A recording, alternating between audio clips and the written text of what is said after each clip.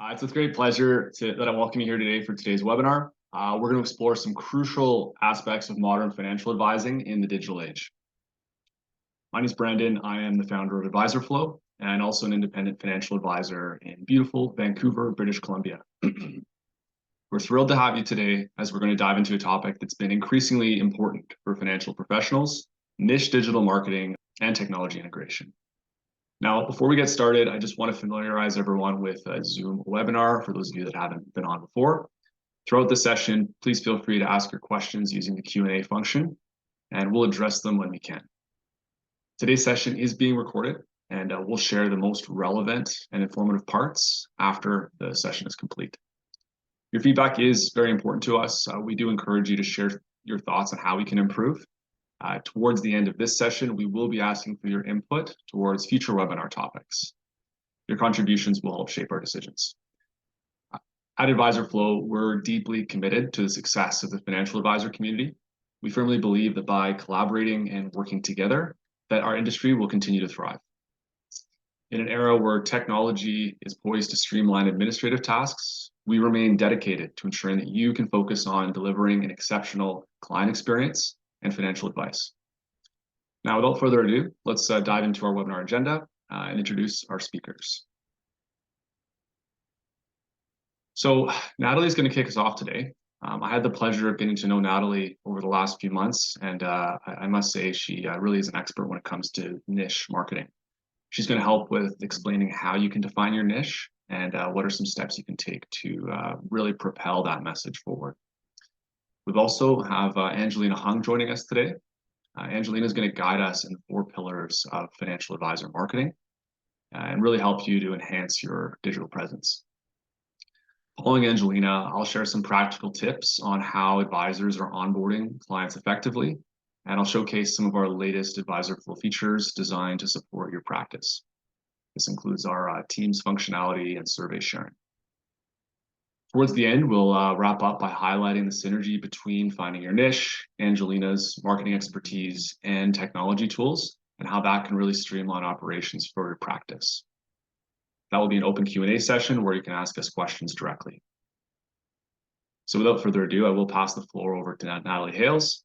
I really have found her approach to be quite unique, and she's actually provided a fair bit of value to my own practice in how I approach clients.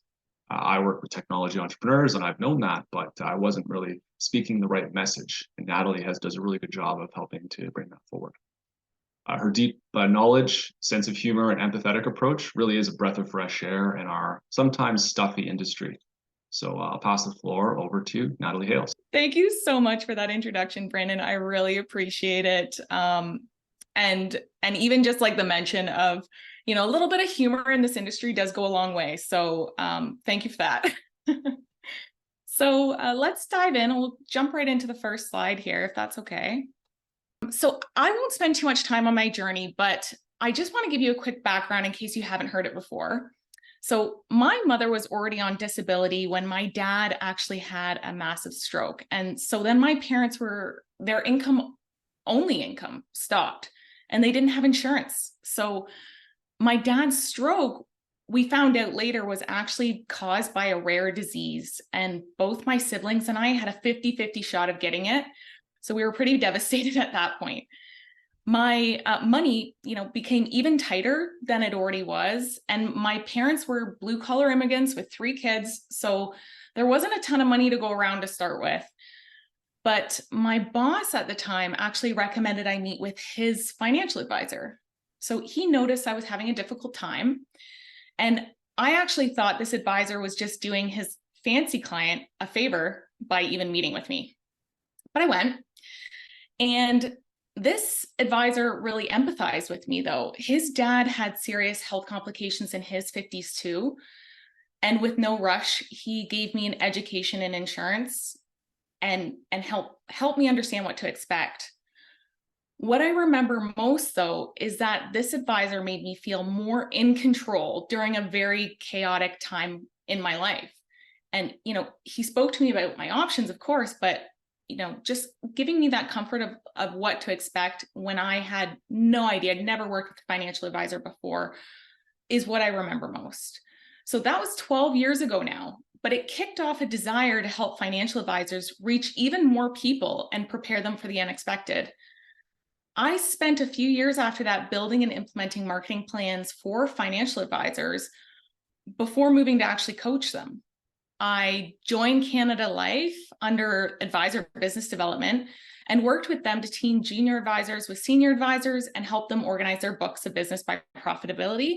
And eventually I moved back into marketing and I worked with Canada Life's high net worth clients to brand their retirement and savings programs to increase enrollment. But I missed working with advisors.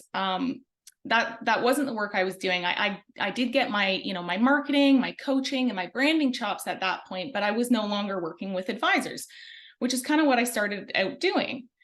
So there wasn't really anywhere within Canada Life that I thought could help advisors in the ways that they needed to help them get more strategic. And so that's when I decided to start my own business. So what do I do now? I'm an advisor, coach, brand strategist, and speaker, and I'm helping advisors, to improve their messaging is actually the most important work of my life now. My work turns advisors into authorities, and my superpower is actually crafting personalized brand strategies through my signature framework, the niche funnel.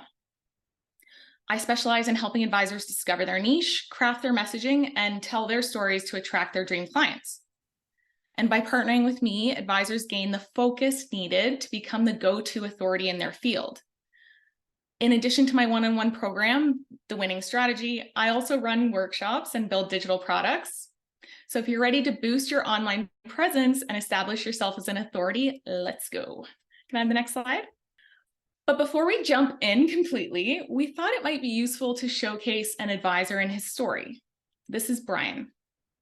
Brian is a financial advisor who struggled to pick a niche because he was worried about alienating potential clients. Literally the most common fear I come across. He knew that having a cohesive brand would bring inbound sales, but his online presence actually felt like two really different people. Life Brian and work Brian. Although he was mostly helping DIY investors and pre-retirees, he was really hesitant to talk about his personal struggles, thinking that as an advisor, he should be totally infallible. So he struggled to connect with his ideal audience. In some ways, he felt like he was hiding because he wanted to reach others who had actually experienced anxiety, worry, and burnout just like he did. And from the outside, Brian's LinkedIn and website were changing every few weeks. He was alternating messages about investing and retiring, and unfortunately confusing those who were even thinking about working with him at that point. Can I have the next slide?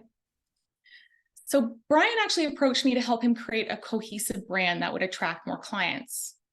We did a deep dive into his skills and interests, and in the very first session, he gained clarity about himself and saw the misalignment in what he offered and how he offered it. He immediately eliminated the middle tier of his 3 services and increased the price of his wealth management service. The investment minimum was raised by 67%, the flat monthly fee was increased by 25%, and the upfront fee was increased by 50%. And he's quoted as saying, having this clarity on his niche helped him double down on this new price point. Now Brian helps burned out professionals do the work they love through financial planning and personalized mentorship. Reflective Wealth, the only financial planning and mentorship service of its kind, is dedicated to helping burned out mid-career professionals transition into work that they love. Brian's business development strategy is more focused, and he only needs 5 or 10 wealth management clients, which makes him comfortable in putting more emphasis on who he wants in his wealth building service, burned out professionals. As a result, he dropped a lot of the investment messaging and bolstered up the pain points of burnout. We'll get more into Brian's story in a minute, but let's just jump into some of the most popular questions I get from advisors around niching down before diving into the best ways to do this. Can I have the next slide? So I know what you're thinking here. Whoa, am I going to limit my potential pool of clients by doing this? The biggest fear I've come across so far is the concern that having a niche will limit you. So let's start there. Does having a niche really limit your potential clients? No, not at all. The smaller and more well-defined your niche is, the stronger your positioning is going to be. And I know it's tempting for advisors to serve whomever, but it's really not going to help people find advisors or have advisors doing their best work and getting referred. So we want to look at it from the other side. Not having a niche means that you're diluting your message, increasing your competition, hurting your expertise, lacking in cohesiveness, and missing out on those opportunities. We're talking about Brian today because he was incredibly nervous to define a niche, thinking it would limit his clients. Now he's one of the biggest supporters of advisors focusing on a niche. He openly talks about gaining clarity and confidence and how much easier it is to create content and network. He talks about opportunities like podcast appearances and collabs popping up all the time.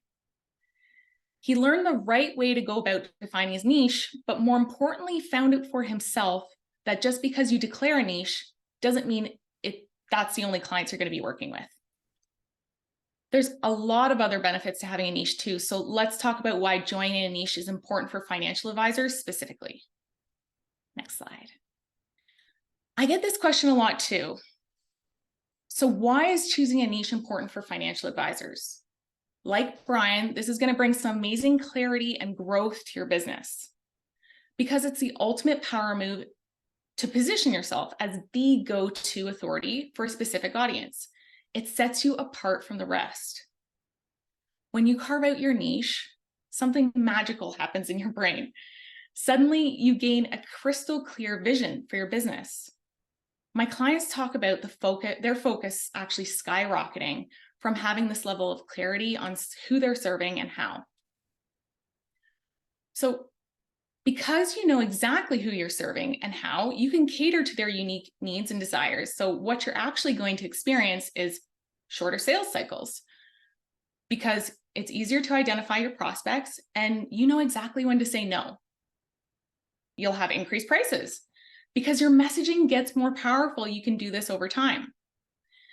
You can make more for your experience when you niche. CEG worldwide research shows a whopping 70% of financial advisors who rake in 1 million or more annually have a specialized niche. Larger long-term value. You're going to attract clients who truly value your expertise and don't want just any run-of-the-mill advisor. Your clients will stick with you long-term. Better processes. It's a smoother experience for you and for your clients. So they're going to talk about them. And you'll be able to showcase those kinds of results and on social media. When clients see you as a specialist who understand their world, they trust you and your experience, and they're more likely to actually listen to your suggestions. So your work is going to be more enjoyable. You'll love the clients you work with.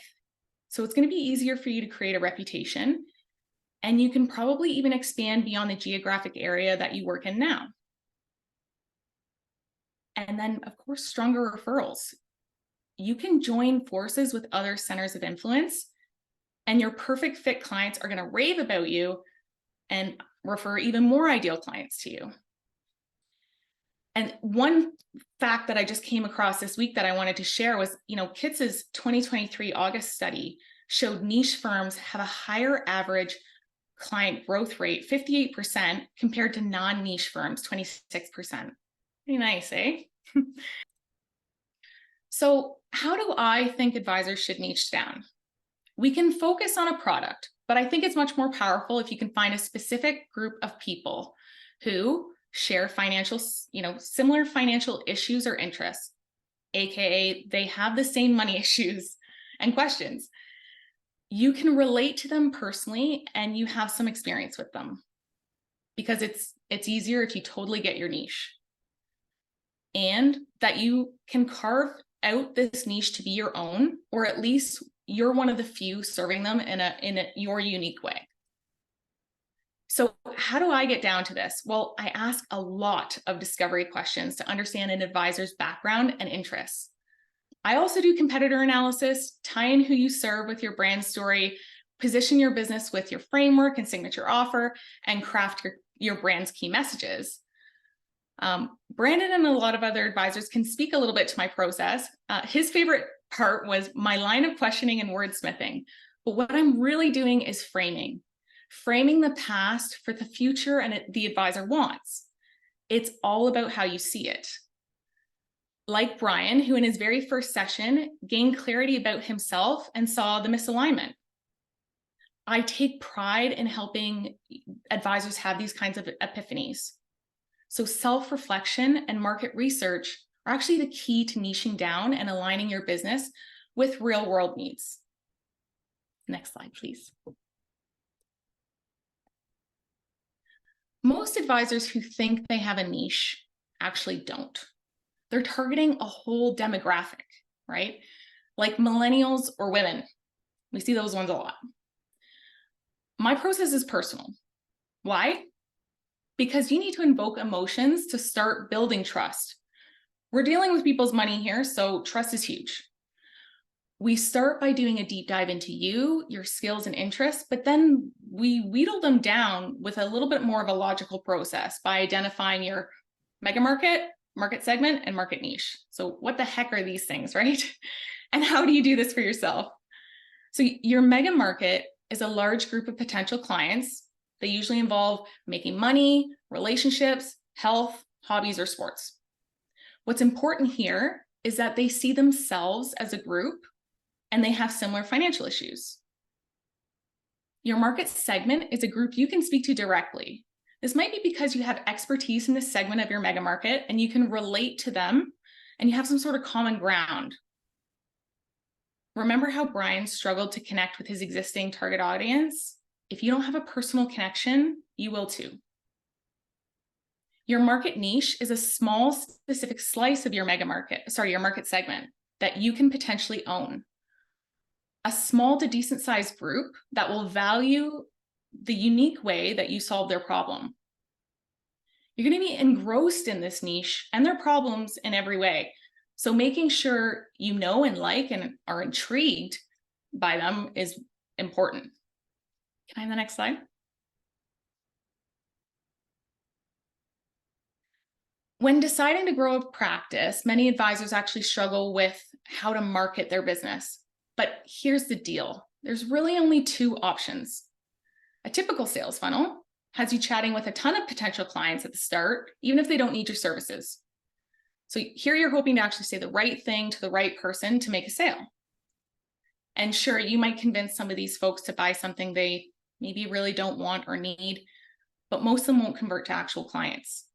You could continue to rely on hope marketing, waiting for referrals and word of mouth to work, but you're probably tired of endless hustle, attending network events and cold calling to get sales.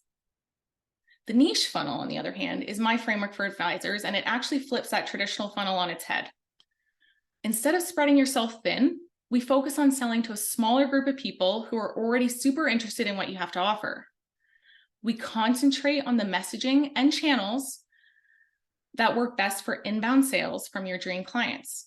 This way you save time and resources while effortlessly closing deals with the right clients for your practice. You'll become an authority to your niche because you've mastered your offer, explain how your expertise applies to this and to them in the ways that they care about. What's more, you'll not only capture the interest of your niche, but gain traction and authority from those outside of your niche who see you as an expert. My framework, the niche funnel, looks like this. 1, niche down to be seen by the right people and increase the value of your visibility. 2, position yourself with brand messaging to engage with people who are already interested. And 3, create a marketing strategy around your niche to convert more of the right clients for your practice. And the next slide. So Brian went through this process and he now wakes up and loves what he does. He says he's probably never going to retire as long as he can still do this and have an internet connection. He has a personal connection to his niche and was, in fact, a burned out professional himself once upon a time. He's inspired to create content that is relatable to others who are where he was. With the help of brand strategists, Brian actually gained clarity. He found his niche, and he's now had a thriving business that's aligned with his values and his personal experiences. But what if you want to go ahead and just do this yourself? So here's those DIY steps again. 1, discover deep self-reflection. 2, define your market niche. 3, do competitor research to own your niche. 4, create a messaging strategy. And 5, show up on social media and engage as the expert you are. I want to quickly say thank you for taking the time to listen to this today. And I'm looking forward to even more questions from you. So thank you. And I'll just pass it over to Brandon. Well, that's fantastic, Natalie. Thank you so much for sharing those insights. It's clear that you're the expert when it comes to niche marketing, and we're really lucky to have you sharing your insights. Natalie will be available after the session today if you want to ask her some questions directly, and I see we've already had some come in. Now, next up, we're going to have Angelina Hung come on. Angelina has been deeply involved in our financial services industry for over 20 years. She must have started when she was 15, but with her CFP and CLU, as well as a self-proclaimed financial marketing nerd, she's one of the best advisor marketing gurus in the country. I always learn something new when I'm spending time with her, so I'm sure you will as well. Welcome, Angelina.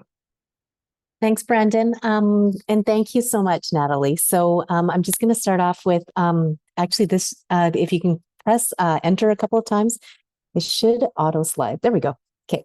So for those of you that don't know us at Financial Tech Tools, my name's Angelina, and I am the co-founder of Financial Tech Tools. Brandon mentioned I have a few designations, so a lot of studying. I was also featured in the Insurance and Investment Journal as one of the top 50 women of influence in Canada in our industry. I also serve as the Advocates Vancouver Program Chair, and I am fortunate enough for them to accept me as being a board member on the Advocates Technology and Innovation Committee. So thank you so much to all the help. That's how Brandon and I actually got connected. So at Financial Tech Tools, we have a marketing, design, and tech background that include creating like financial infographics, videos, websites, and calculators. And our whole goal is to provide financial advisors with the latest digital marketing strategies to really help them grow their business. Now, because of this unique combination of like marketing and financial knowledge, we save our advisors over 40 hours of time when putting together a marketing website, content, email, and social media strategy. So the nice thing is you don't have to explain to us what a TFSA or RSP is, or even what an IFA or an IRP stand for. So because we actually understand what those things mean. So enough about us, let's get our agenda going. Oh, and also you don't have to explain to us what, compliance is. Okay, so let's, Brandon, could you just get on the next slide there? Thank you. So I've been serving advisors for over 20 years, and in the last 10 years in marketing capacity, marketing can be confusing. I found when I first started, there was no clear path to marketing. So there was a lot of noise from marketing gurus, like you should do social media, you should do video, you should do this, you should do that, but they don't tell you why you should do it, right? So today I'm giving you permission to stop shooting yourself and establish a solid foundation for financial marketing. Imagine that you have a system that works for you 24/7, attracting qualified prospects on a consistent basis. These are what we call the 4 pillars for every successful advisor: a website, a lead magnet, email newsletter, and social media. Brandon, next slide, please. So let's talk about pillar number 1, the website. Next slide. Your website should have 3 main messages: who you serve, what you do, and who you are. Now, Natalie already touched on who you serve, right? When you come to your website, think about who you work with. Do you specialize in working with families, retirees, business owners, or incorporated professionals? Natalie spoke earlier about Brian, an advisor that actually specializes in working with burnt out corporate employees. So in this case, if you're working with burnt out corporate employees, your message should emphasize what their situation is. Should emphasize and empathize, what their situation is, such as achieving work-life balance, highlighting financial well-being as a solution, maybe talking about reducing financial stress. The message, imagery, and language you use should resonate with your target market. So that's why it's important to have a clear idea of who you work with, because when a prospect comes to your website, if your message resonates with them, they'll feel an instant connection that draws them further into having a conversation with you. Next slide, please. Now, by identifying who you work with, you can also identify what's actually important to them and address this directly. So first thing is think about what your client's problems are and how does it make them feel. By identifying these problems, you can actually create that messaging that actually resonates with them. So let's use Brian as the example again. Identifying a burnout challenge and how it actually affects them. Maybe they're facing a whole range of problems such as investment neglect, healthcare costs, because maybe they're drawing a little bit extra on their employee health plan, and they need some additional health care. Maybe they haven't done anything to do with taking care of the kids, like any estate planning. There's no work-life balance. Then the next step is you offer them a solution. What you can offer, what do you offer to them? What does success look like to them? So maybe it is talking about supplemental health insurance as an example, or if they haven't done anything to do with their estate or any sort of planning, what would life insurance, maybe what would happen to the kids if they didn't do that? Or maybe they're really confused about investing, right? So will I have enough money to actually retire? How much should I actually be contributing to my employee retirement plan, right? So you need to pair that problem and solution together side by side. And the reason for that is because the perceived value of your solution actually increases, okay? So next slide, please. So we talked about the three main messages, right? Who you serve, what you do, and then lastly, talk about who you are. You only have 3 seconds to actually capture someone's attention when it comes to your website. So what you want to be placing on there are your designations, your CLU, CHS, your PFA or QAFP. The next is putting on your experience, and then your awards and logos. And then, of course, if you've been quoted in media, think about when you're independent. Sometimes it can feel like there's a whole, and you're competing against the banks. It can feel like they have an entire army of people for support. This is when you leverage off the companies that you work with. So make sure that you place all those things in there. Next slide, please. Perfect. Thank you. Okay, so let's talk about testimonials. Okay, so you need to have testimonials directly on your website, your lead magnet, email newsletter, and social media. It is so important to have testimonials. And the reason, don't tell people how awesome you are. Let your clients tell them how awesome you are, right? So testimonials show that you have paying clients. You have established trust and credibility. And of course, you have social proof that you are actually have paying clients, right? So note that over 84% of consumers actually say that reviews are really important when it comes to purchasing decisions, right? So make sure you have testimonials on your Google business account, your email signature. One of the advisors that we work with, she's had a website for over 10 years with a different marketer. We worked with her and started helping her with setting up her Google business profile, getting testimonials. And she calls us and she's like, hey, you know what? This new prospect I got, they literally just Googled me and saw there were 3 different, advisors, and read the reviews and called me based off of the reviews. So we know reviews are really important. If you don't know how to get reviews, that's okay. We have a whole blog post on it on our website with templates on how to get reviews. So feel free to just check out our website. Next slide, please. So make sure you have a very clear call to action on your website. You want to have a book a meeting placed directly on the top right-hand side because people read in a Z format, one that's distinct in color, and it looks like a separate button. Think of when you go to the grocery store, you know exactly where the cash register is. That is the same thing for a website. This is your cash register. You want to make it super simple and reduce the friction for someone to book a meeting with you. One of the advisors that we worked with, she had been working with a marketer for many, many years. And then they decided to move it over to us. Within a week of us launching the site, I get a call from him and he's like, well, somebody actually booked a meeting on my website. So surprise, it actually works. Even for Brian, like in his case, the corporate burnt out employee, do you think they're going to have time going back and forth trying to book an appointment with an advisor? Doesn't make sense, right? Have something like that directly on there. Next slide, please. So a recent 2018 LIMRA study had said that over 73% of consumers would like to actually educate themselves about an advisor on an advisor's website. And 2/3 of them would not do business with an insurance advisor that has an out-of-date site. So please, please, please make sure your website is up to date. And the other part of it is if it's the last time you updated it was like in 2015, it's time to update your site and make sure it's mobile friendly. Okay, so these are the things when it comes to a website. Let's talk about pillar number 2, a lead magnet. So let's jump into the next slide. Now, sometimes we talked about that call to action, right?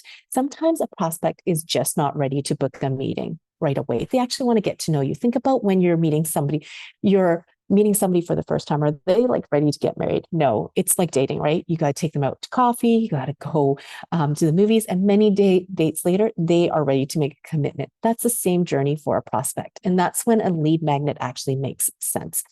Now, the purpose of a lead magnet is to build a relationship with the prospect, right? So a lead magnet is something of value you trade for an email address. So how you design a lead magnet, think about your ideal client, think about what their problem is, and then position yourself as the trusted advisor, and then provide the prospect with valuable, helpful information.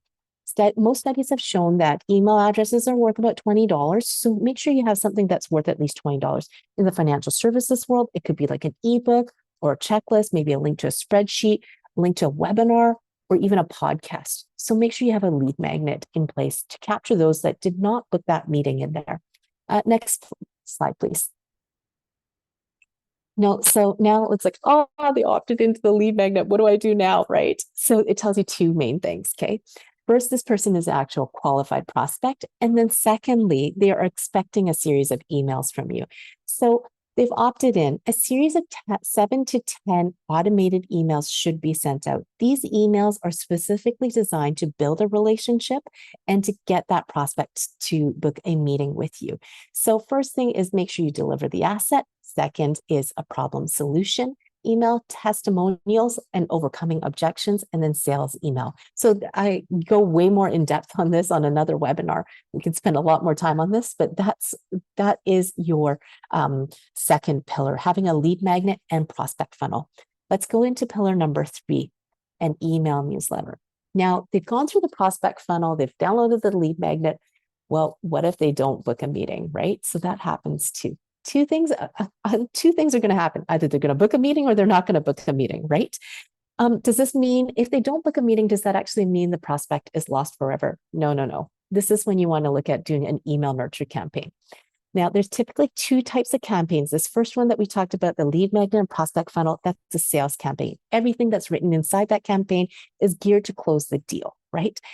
The second campaign that we're going to talk about here is a nurture campaign. This is a little bit different. You're nurturing that client. That means you're providing them with helpful, useful information to help them with their finances.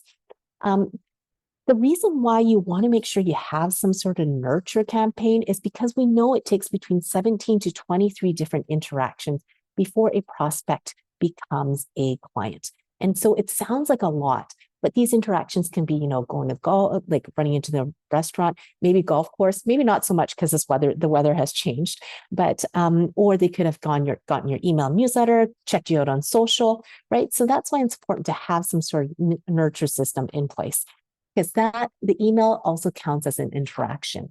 Now, make sure you have everybody included in there. Now, the reason for this is because you have your website, but it's just simply not enough. You have to be reaching out to people. I'm sorry, you're not selling shoes. Your website is not selling cars. People are not going to be visiting your website on a regular daily basis. And that's why it's important for you to actually reach out to them directly. Okay. So, sorry, financial services, investment services, we might all be jazzed about it, but sometimes it's more fun to look at a new car or new shoes, right? One of the advisors that we worked with, just sharing a success story, is he sent me an email saying that your buy-sell email helped me secure a $6 million policy this afternoon and some other planning as well. Thanks for the great content. We followed up with him a few weeks later, and it turned out it was a $10 million policy. So we know email is extremely effective, especially in the financial services industry. Okay, let's get to pillar number 4, social media. Oh my gosh. Okay, so I'm totally dating myself, but I remember when social media came on the scene and people were like, oh, should I really be on social? Well, here it is. Yes, you should totally be on social. Okay. So a couple of facts for you. 55% of high net worth investors are on Facebook, 39% are on LinkedIn, and 10% are on Twitter. So there are actually high net worth people on social. Now I get this question all the time. I really think I need to be on Instagram. Should I be on TikTok? Should I be on Facebook? But I totally hate Facebook. What platform do I need to be linked on? My answer to this is take your top 20 ideal clients. So some of the people that like Natalie talked about, right? Your top 20 ideal clients, put them all on a spreadsheet, Google them, and find out where they live. What platforms do they live on, right? And then pick your platform based off of this data. So you're working off objective data, right? And then focus your energy on that platform. Think about social media as you're going to a party, but you're going to a party where all your ideal clients are hanging out. And that's the power of social, being there in a digital space.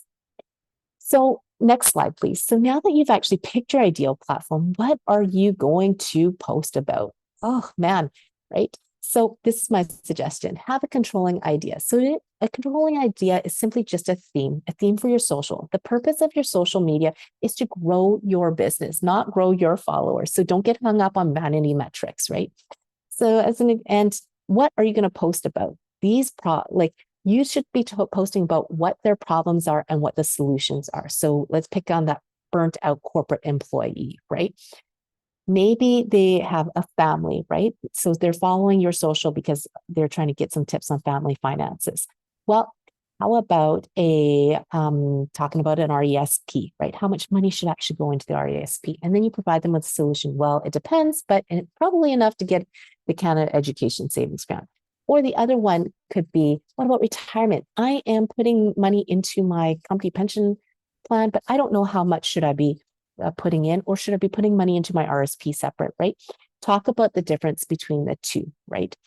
The other thing is you want to make sure you're posting on a regular, consistent basis. And the reason for that is that you are at the mercy of the algorithm. So that means it serves up the content when it feels that it's useful to the end reader, which is why it's important to be posting on a regular basis. So, and the thing is, just get started. It doesn't have to be perfect. So next slide. So imagine that you have a system, a very clear system that can help you generate qualified prospects on a consistent basis. Make sure, think about how that's actually going to affect your business. Will it grow your business? Definitely. So make sure you're creating a digital asset for your business. Now, your next steps are you can either reach out to a marketer like my company, or you can train your staff to help you do this. Reach out to somebody like Natalie because they can help you figure out who your niche is, right? But the goal is to create a good, solid digital asset for yourself. It will save you a ton of time, but really follow this order. Get your website in place, a lead magnet, your email newsletter, and then social. A lot of marketers will tell you just to get on social, but you also need to know you need to establish a solid foundation, and this is the foundation. Next slide. Last of all, I want to say thank you very much for spending time with me this morning. This page, we've got financialtechTools.ca/advisorflow. You'll find that there's a QR code, there is a digital marketing checklist there. And also, if you need anybody to do an assessment for you, we can do that as well. So just please don't hesitate to reach out, and we will have a chat with you about your marketing. So thank you very much for your time. And thank you for spending that time with me today. Wow. Thank you so much, Angelina. That was a ton of value packed into 20-ish minutes. So thank you very much for that. I spoke very quickly.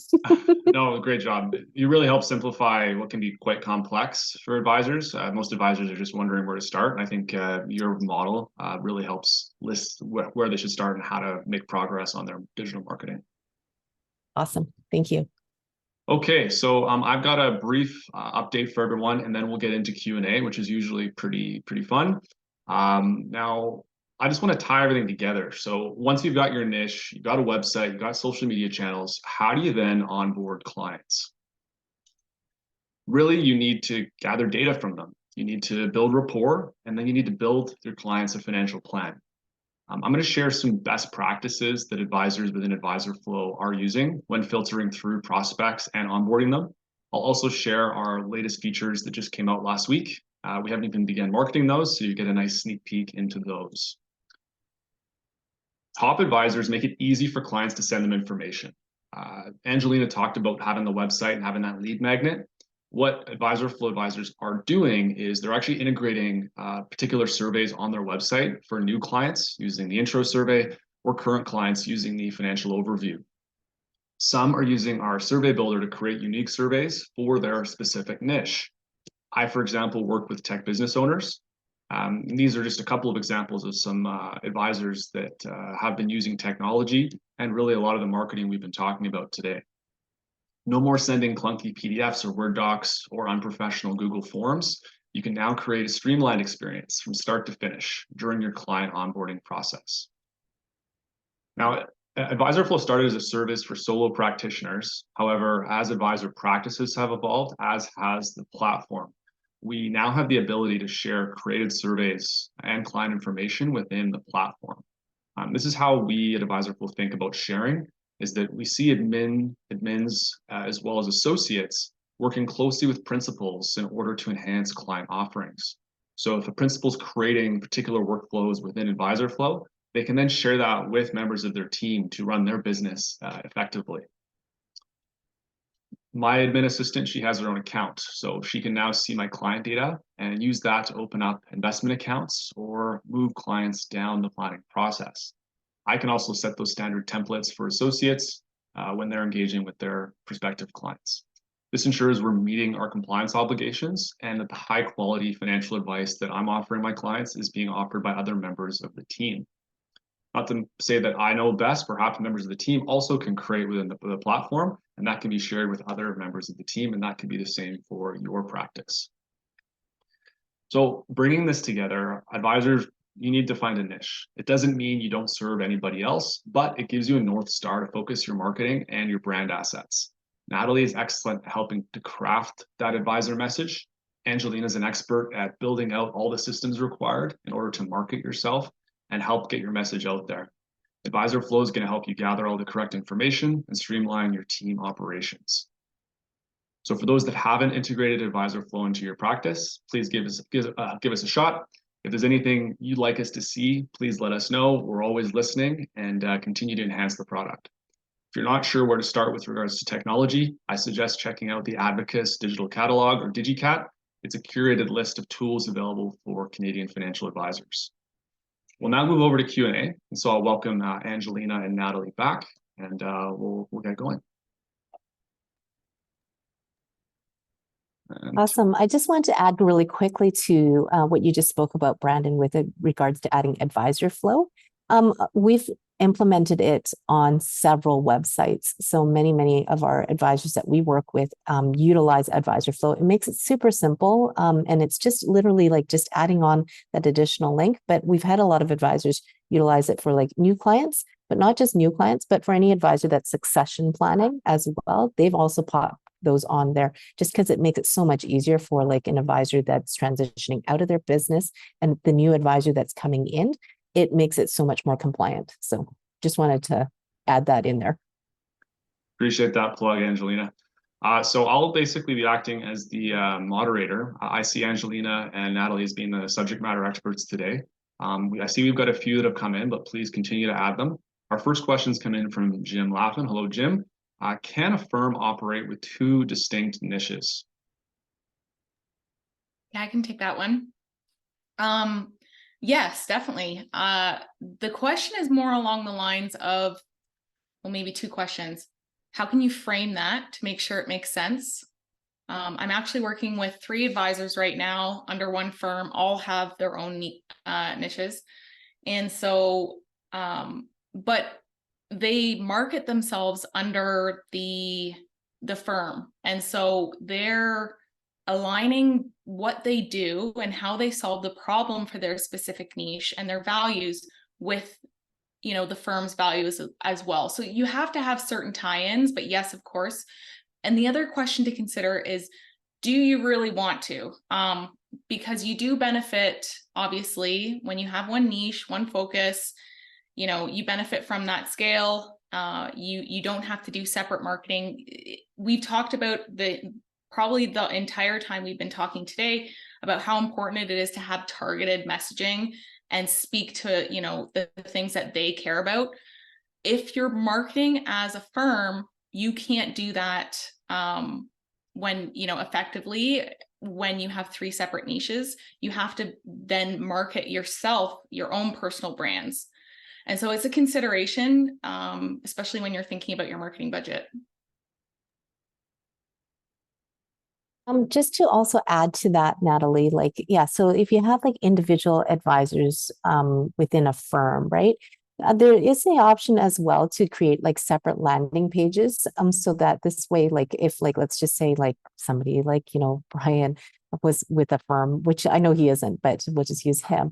You may just want to have like so that it sits inside your budget, right? Because it does get expensive to create everything else on your own. But to have like just specific landing pages, like for that corporate burnt out employee, or maybe like you're working with, you know, like pre-retirees, like you can have like a separate landing page for that is tied back to that advisor. So that could be a way sort of like around making it cost so much to do everything. Yeah, and I know all this can probably be overwhelming for some advisors that maybe haven't done any of this. So the intent here isn't to say you have to do all this or you're going to die. I think the intent here is to say here's sort of a framework to think Yeah. about marketing, and here's some experts that you might go to their websites, read some of their content, and start piece by piece. You might choose to focus on getting a website to start. Then you might focus on some of these next pieces, like finding a niche, and then starting to target your audience. And I find most advisors don't know their niche in the first 5 years anyway. So you probably need to get out there, see lots of people, figure out who you like working with before you start defining a niche anyway. Okay, we've got another question here from an anonymous attendee. I'm a new independent advisor, want to work with all 3 of you. Where do I start? How much do I need to budget? That's a funny question. I would say that it depends on your situation, but whoever you perhaps enjoyed speaking with or speaking today the most, reach out to them and get started. But in terms of budget, I think it depends on the scale of your practice. It depends on your goals. Similar to when a client says, I want to work with an advisor, how much would it cost? It really depends on where the client's at and where they want to go. But Angelina and Natalie, I don't know if you have anything to add on that. Yeah, I totally agree with what you're saying, Brandon. It does depend. It is nice, just like how you kind of laid out in your presentation as well. Like you can definitely build a website and kind of get things going. But I like the idea of, you know, making sure that every single tactic that you implement has, you know, the most bang for your buck. So that it has strategic messages all over it. So if you know your niche before you know, jump to tactic, and you understand kind of what those core brand messages are, every single piece that you do is going to be more impactful. So probably think about, you know, things a little bit more strategically. Again, I have my 8-week program to start with advisors. And so that's a set price at $5,500. But after that, when you get that growth playbook, you get all those messages, you get the strategy, it really is just custom proposals from then on in terms of how we work together, how we implement that, you know, who we bring in, that sort of thing. It really does just depend. But my process does start off with like a set program, if that helps. Yeah, I think that totally helps. I mean, the work that Natalie does with an advisor, it is a deep dive, right? You're really doing some deep digging and soul searching as to who you want to be working with, who you want to help.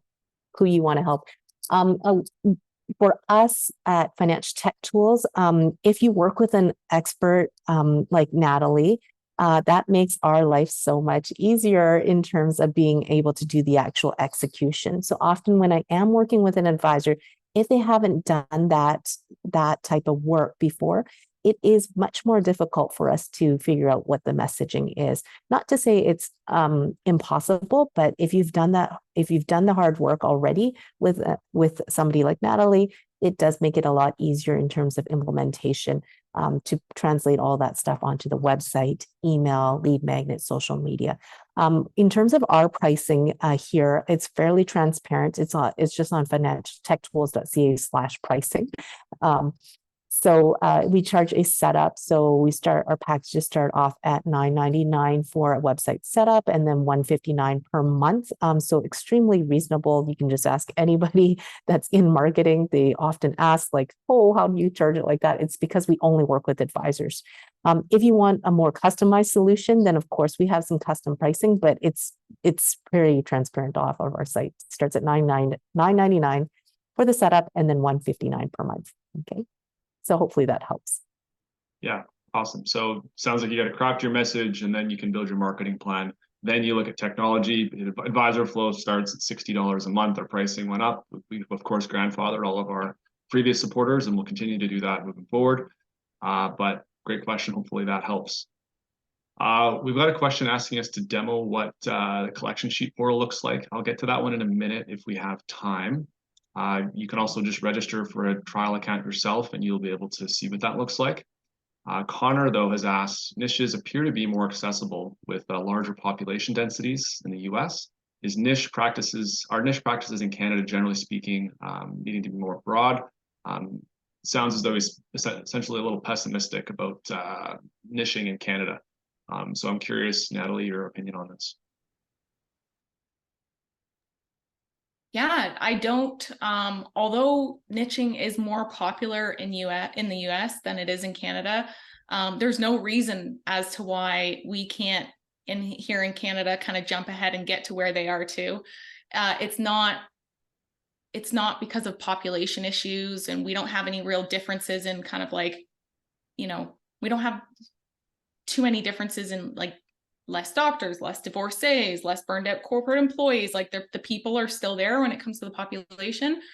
I think Canada is just a little bit behind in terms of this kind of being on the cutting edge of marketing and kind of moving niche marketing ahead. So they're just a little bit ahead of us. Yeah, and also just to add to that, I'm just going to pull a little bit out of my past here, working at an MGA.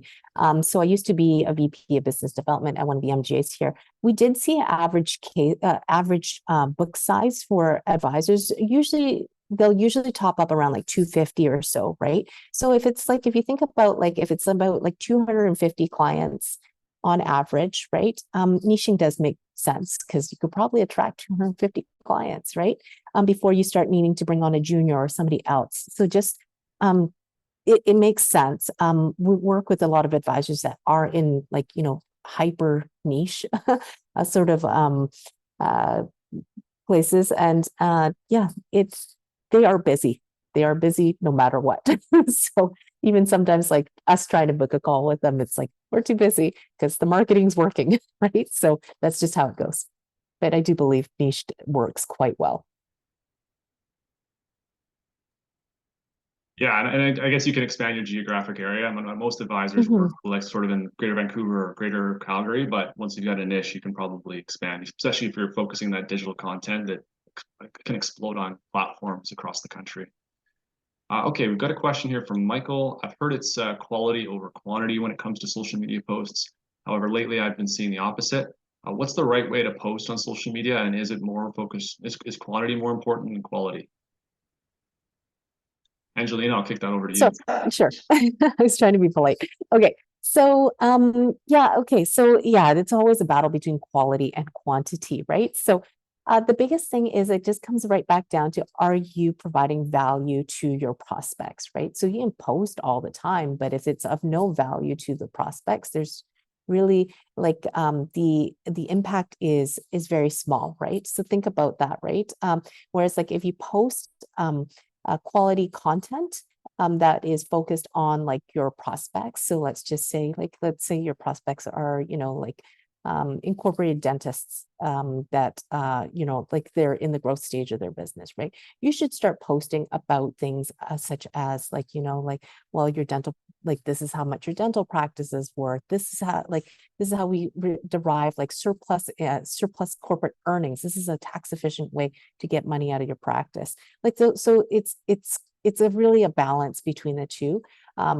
If you want to do quantity, totally cool, but you'll get there, but you probably won't have the impact. Remember, social media is about growing your business, not about growing the amount of followers.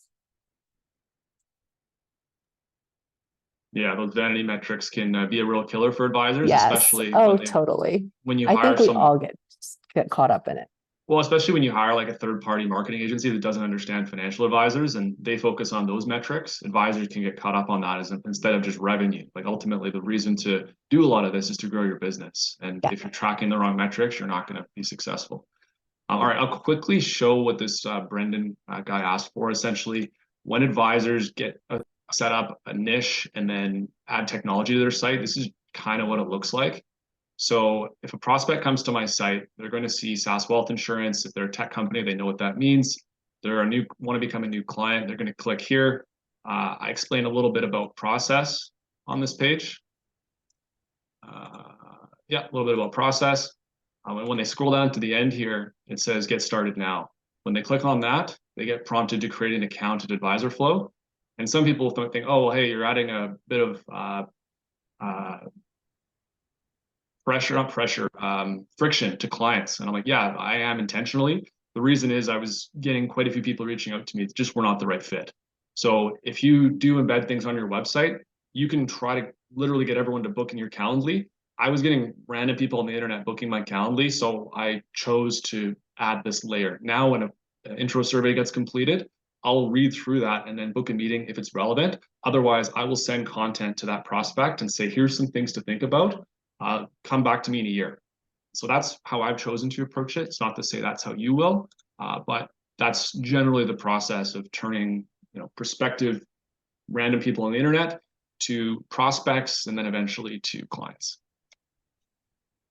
Yeah, the other way also is like when you have like your online booking schedule, like a Calendly or something, you can also add in like a filter as well. So like saying like, oh, what do you want to talk about? And then tick these options off, right? I also suggest like only providing like a 20-minute meeting max available on your website, because then you'll figure out pretty quick whether or not there's a fit. So yeah. And I did have Calendly to start, so it was on my site. I only recently put Advisor Flow in prior to the Calendly because the online marketing stuff is working. Yeah. So I did not know that you guys had that. So I'm probably going to bug you about that one, Brandon, to add on to some of our advisors' sites. So thank you. Sounds good. Question here from Ken, who's saying, hello, Angelina, Natalie, are you okay for a few more minutes? Yeah. Yeah. Okay, great. We'll try to wrap these up quick. Ken has said, hello, new dad. I guess that's me. Thank you. He's been doing investments for 33 years, has not made a cold call in 7 years, plans to sell in the next couple of years and work with a buyer. Question: how is the best way to promote himself and his new business with a seller? I'll let Angelina answer that, and then I've got an opinion as well. So sorry, let me make sure I'm trying to understand that question. So he is trying to sell his business. Is that to another advisor per se? Right? Sounds like it, yeah. Okay. So there's a couple of avenues to promote yourself on that. Obviously, the first thing I would say is get connected to your MGA or your dealer, because there are tons of, just even in my role as the Advocates Vancouver program chair, I hear about advisors wanting to buy books of business all the time. So there's no shortage of people looking to buy. There's probably more of a shortage of people looking to sell. So that's one thing. Then the other part of it is to also work with like a business valuator, really, just to figure out what your business is worth, right? Instead of going in, I've worked with advisors for 20 years. There have been times where like they think their business is worth this much and it's actually worth this much. Or in some cases, the good thing is like they think it's only worth a little bit and then it's worth a lot more, right? So work with that. Some of the MGAs also have like one of the advisors I work with, they actually, that's their business is they purchase other advisors' books, and then they have a whole team of people that work with those individuals, right? So I would say that's probably the first place I would promote myself instead versus promoting myself digitally. Because the other thing is you got to build a relationship. These are clients that you've been working with for, you were saying, over 33 years. So they have a strong relationship with you. So you need to make sure that they have a good relationship for the person that's coming in to purchase your book. So it's kind of like my offline sort of ways to promote yourself. Yeah, well put, Angelina. And ultimately, it's a transfer of relationships. So whoever you think is the best fit, where do you think you're going to find that person? Maybe it's at advocacy events, maybe it's volunteering in the community. Ultimately, you know yourself best, you know your clients best, and hopefully you can find somebody that will be able to emulate you well and take care of your clients when you do retire. But Ken, looking forward to meeting you in person someday. Appreciate all the value you provide in those online Facebook groups. Okay, we are coming to the end of our session today. There's a couple final questions before we wrap up. One is over to Natalie. How do you start if you already have a website? Do you jump in at the 159 with Angelina, or do you start with Natalie? And Natalie, do you want to perhaps just share your opinion on the situation? Yeah, sure. So I'm happy to chat over coffee. I encourage advisors to book a coffee with me. I love chatting with you. So let's talk about it, because I want to understand your specific situation. But yeah, that's no problem. The majority of the advisors that I work with, like Brandon said, when you want to have a few years under your belt when you do decide to niche down. That way you have a good understanding of who you actually enjoy working with. I can't tell you the number of times I hear from advisors, I really, at the beginning, I wanted to work with doctors or lawyers. And then, after a few years or actually working with them, I totally changed my mind. So you do need a few years under your belt. And that usually means that you're going to end up having a website. So that's not uncommon for the people that I work with at all. The growth playbook that I provide after the 8 weeks together instructs you onto how to add the brand messages to your the tactical pieces that you have already. So basically, it's just a matter of updating them after we work together. Awesome. You know what? I actually forgot to put our poll up for our next event. I always put up a poll to vote on the next event. So we've only got about 70% of the people here from the beginning, but I put up a poll here. Please, if you could, respond. What session would you love to see next? Hopefully before the end of the year. Both building multi-advisor teams, campaigns to grow your insurance block, or building investment models that clients love. We'll just give a moment here for folks to respond. Interesting. Seems like advisors are looking for campaigns to grow their insurance block. I thought multi-advisor teams would be the lead, but this is some good intel. Fantastic. Well, it's also kind of a typical trend as well when we're seeing like investment business not being as great as it was in the last couple of years. People actually start focusing on insurance. So that makes some sense. Yeah, for sure. Compliance continues to get more challenging, but this is why we need tech to take care of some of the boring stuff. Yes. Okay, so we're 5 minutes over. I just want to say a big thank you to Angelina and Natalie for sharing their expertise today. Thank you to everyone who was able to join and share some of your time with us today. We will look forward to your feedback on this event in the follow-up email. Natalie and Angelina have also shared some resources that we'll include in that follow-up. So please do check those out, and feel free to reach out to them if you've got questions about your own strategy. In the meantime, Natalie, Angelina, any final words before we say farewell? I had a blast today. Thank you so much. I love the fact that this was interactive. So it was a great experience, and I just appreciate chatting with advisors. So yeah, feel free to book a coffee with me or take my quiz and, learn where to spend your marketing time and dollars. Awesome. It was a real privilege to actually be able to speak with Natalie and Brandon, to be in great company. So thank you so much for, putting up with us here. And yes, thank you so much for today, for joining in today. And yeah, feel free just to book a meeting with us here or just download our digital checklist. We're here to provide value to our advisors. Love it. Well, that's it, everybody. Thank you for joining. Let's continue to grow together. Enjoy the rest of your Wednesday. Bye-bye. Thanks. Bye.